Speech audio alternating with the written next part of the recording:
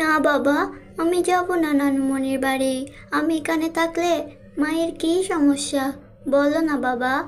আমি তো ঘরের সব কাজই করি, মাকে তো কোনো অসুবিধাই করি না। দেখো, এই সৎ মেয়ে যদি এখানে থাকে তাহলে আমি থাকবো না তোমার বাড়িতে। আমার অনাগত সন্তানের আগমন আমার বাবার বাড়িতেই হবে। আমি আর এই সংসারে কোনোদিনও আসবো না। যদি আমাকে এখানে রাখতে চাও তাহলে তোমার মেয়েকে ওর নানুমণির বাড়িতে দিয়ে আসো। কমলা, তুমি এত ভেবো না।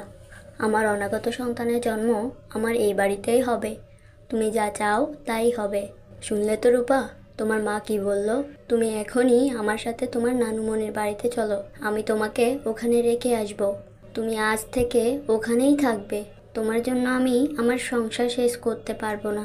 তুমি তো জানো তোমার সৎমা সন্তান সম্বাবা, তাই তুমি অযথা এখানে থেকে ঝামেলা বাড়িও না। এরপর রূপার বাবা রুবেল রূপাকে সাথে নিয়ে তার নানুমণির বাড়িতে যেতে লাগলো। আমার নাম কমলা। আমার মাথাটা সবসময় গাছের পাতার মতো চলে। আমার সন্তান হবে এইসব কিছুর একমাত্র মালিক।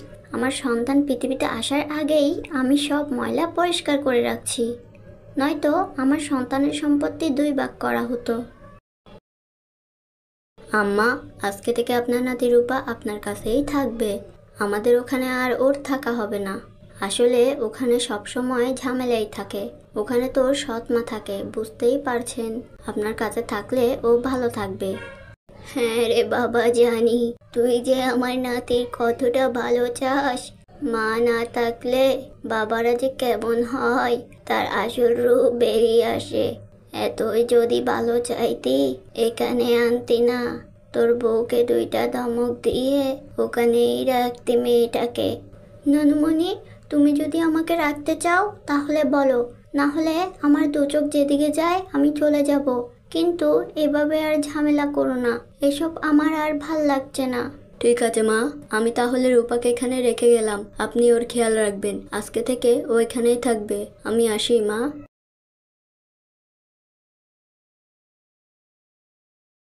নানুমণি, আমি এখানে থাকবো বলে তুমি এত চিন্তা করো না। আমিও তোমার সাথে লোকের বাড়িতে কাজ করব, তাহলে তোমার কষ্ট কম হবে। না না, তুই কেন আমার সাথে লোকের বাড়িতে কাজ করবি? আমি করছি, আমিই করি। তুই বাড়ির কাজ সামলাবি। তুই বাড়ির যত কাজ আছে সব করবি। আমি লোকের বাড়িতে কাজ করব। এত বড় মেয়ে অন্যের বাড়িতে কাজ করলে লোকে নানান কথা বলবে। তোর মা বেঁচে থাকলে তোকে এসব কিচ্ছু সহ্য করতে হতো না। তোর বাবা নতুন বিয়ে করে ওই বউয়ের জন্য এতই পাগল হলো, তুই যে তার মেয়ে সেটা ভুলেই গেল। শেষ বয়সে হাল ধরার মতো কোনো সন্তানই নেই। মাত্র একটাই মেয়ে ছিল, আর সেটা হলো তোর মা। সেও মারা গেল। আমার তো আর কেউই নেই।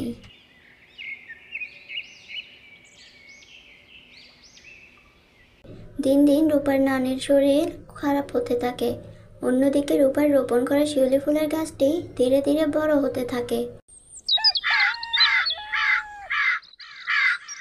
কিছুদিন যেতে না যেতেই রূপার নানু মারা যায়। রূপা অজরে কাঁদতে থাকে। পাড়া প্রতিবেশী সবাই রূপার নানুকে দেখতে আসে, কিন্তু এই খবর শুনে রূপার বাবা একবারও দেখতে আসেনি। রূপার সৎ মাও আসেনি। রূপা কি করবে ভেবে পাচ্ছে না। কিছুদিন পর, কেন আমার সাথেই কেন খালি এগুলো হয়? বলো না শিউলি গাছ, বলো। আমি কি করব? কোথায় যাব? মাকেও হারালাম। একমাত্র নানুমণি ছিল, সেও চলে গেল। বাবা তো আমাকে চায়ই না। আমি কি করব? হ্যাঁ রে পোড়া কপাল মেয়ে রূপা, কি করবি? এভাবেই তোর জীবনের পরিহাস মনে হয় লেখা ছিল। তোর নানুমণি তো মারা গেল। এবার তো তোর বাবার উচিত ছিল তোকে এখান থেকে নিয়ে যাওয়া। তোর বাবা তো একবারও এলো না। আমি গিয়েছিলাম তোর বাবার কাছে, উল্টো আমাকে বলল আমরা যা পারি করতে, তারা এসব ব্যাপারে কিচ্ছু বলতে পারে না। এটা কি কোনো বাবার কথা হতে পারে? কি আর করবি, এভাবেই থাকতে হবে। ভয় পাস না, সামনে এগিয়ে তোকেই যেতে হবে। লড়াই তোকেই করতে হবে। এইভাবে অনেক কষ্টে রূপার জীবন কাটছিল। একদিন রূপা শিউলি গাছকে জড়িয়ে ধরে কাঁদতে কাঁদতে হঠাৎ করে সেখানেই ঘুমিয়ে যায়। রূপা ঘুমিয়ে যাওয়ার পর মধ্যরাত হতে না হতেই সে স্বপ্ন দেখতে শুরু করে। হঠাৎ করেই তার স্বপ্নে শিউলি গাছ আসে। রূপা, আমি শেফালি, শিউলির মা। আজকে তোর এমন করুণ পরিণতি দেখে আমি নিজেকে সামলাতে পারিনি। আমার মেয়ের কথা মনে পড়ে গেল, তাই আমি চলে এলাম তোকে সাহায্য করতে। আমারও তোর বয়সে একটি মেয়ে ছিল। আমি আমার স্বামী সন্তানকে রেখেই মারা গিয়েছিলাম। আমার স্বামী একদিন আমার মেয়েকে লালন পালন করতে পারছিল না, তাই সে দ্বিতীয় বিয়ে করেছিল। 17 বছর পর আমার স্বামীও মারা গিয়েছিল। দ্বিতীয় বউ কখনোই আমার মেয়েকে ভালোবাসতো না, সবসময় নিজের মেয়েকে অনেক ভালোবাসতো। সবসময় শিউলির সৎ মা তাকে অত্যাচার করত।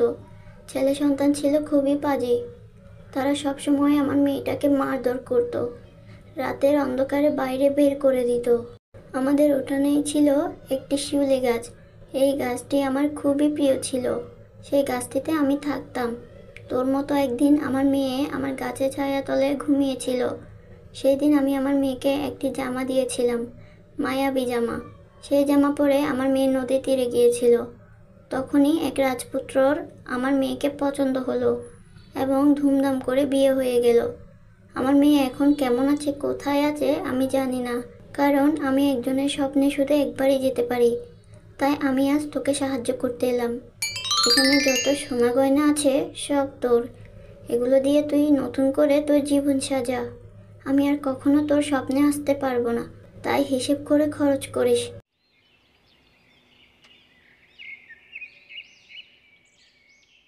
রূপা সকাল সকাল ঘুম থেকে উঠেই দেখতে পাচ্ছে তার পাশে সত্যি সত্যি পড়ে আছে অনেক সোনার গয়না।